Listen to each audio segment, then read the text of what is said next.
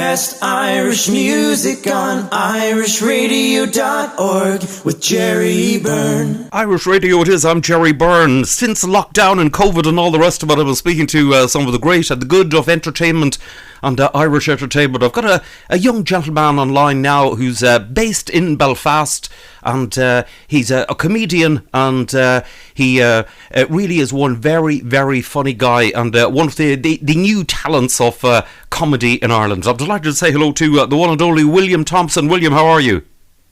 I'm all good, Jerry. How are you? Not bad at all, not bad. Listen, you've how long are you doing comedy now? You're doing it a number of years.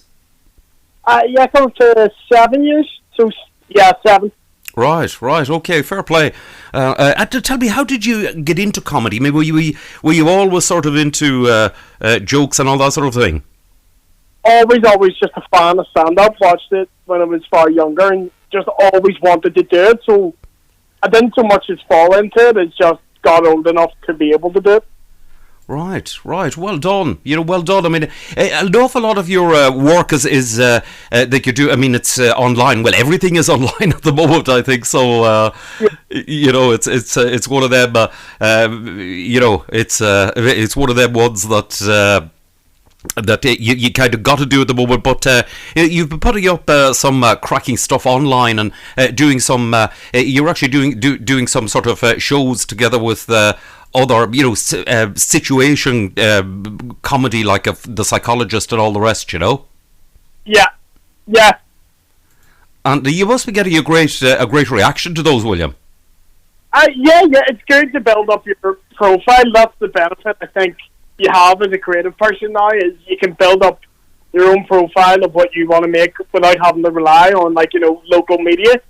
If you can build up your own fan base, it does that job. So that's why I just like to make content. Right, excellent stuff. Well done. I mean, have you always been a sort of a creative type of person when you were at school? Yeah. Always was a big fan of writing or any subject that involved discussion. Right. Right, fair play. I mean, you've created very, sort of outrageous skits, like, one of them I've seen about a mechanic, charging just ridiculous amounts of money, like to do nothing on a car, on stuff like that, sort of situations like that. Yeah. Right, tell me this: who would be the comedy people that you'd most admire? That's a big conversation. Probably Kevin Bridges would be up there. Definitely one of the best. If you go more old school, probably George Carlin, people like that. I've never been too big a fan of comedy you can watch with all your family, and I get that has its appeal. But it's just not for me. I like quite rude, so to say, for the radio. Quite rude comedy, quite loud. That's kind of, so anyone who falls into that school, like a Bill Burr, big fan of that kind of comedy. Right. It's sort of on the edge type stuff. Yeah. There absolutely is a place for safer comedy. I just like it. I like feeling slightly uncomfortable on a comedy show. Okay. Where you don't know what's going to be said next. Yeah, whenever someone makes a joke and you're looking around, am I allowed to laugh at that?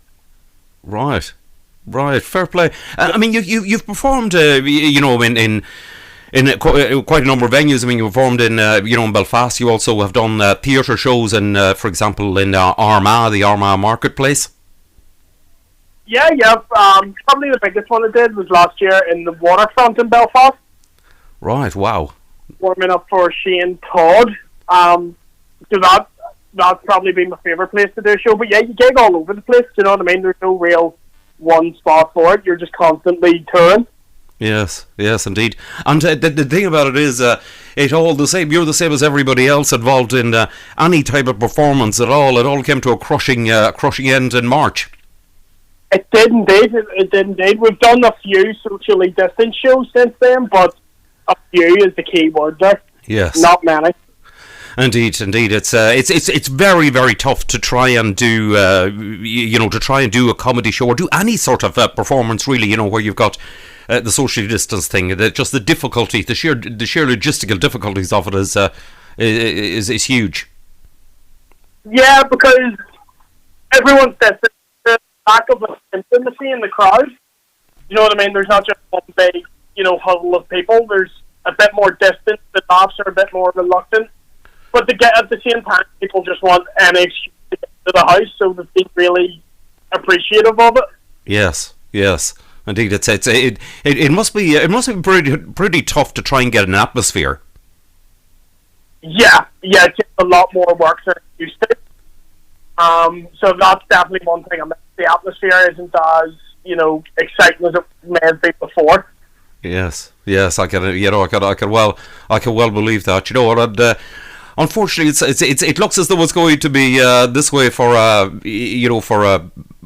period of time until this all gets sorted out, which looks like being at this stage sometime next year. Yeah, I would be surprised if I was doing another show this year. I'd be very surprised.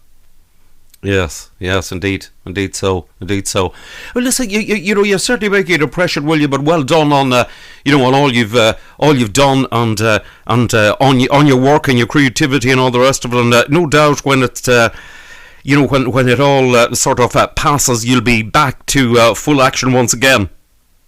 Oh, hopefully so, and I'm excited for it. Indeed, I bet, definitely something that you probably can't wait, and you also, the same as probably everybody else, you miss meeting people. Yeah, all the sort of comedians I speak to sort of seem it's like that entire social life just doesn't exist anymore, and people you were seeing 3-4 times a week that you're just not seeing now, because shows aren't going. Indeed. It's very sad in that respect. Indeed so. It's just a real shame, that this has happened. But here we are, and there's not a lot we can really do about it at the moment. Oh yeah, it is what it is. You just sort of have to take it as it comes at the minute. Indeed so. William, listen, thanks a million for joining me. And listen, to yourself and your family, stay safe and well. Not a problem. Thank you for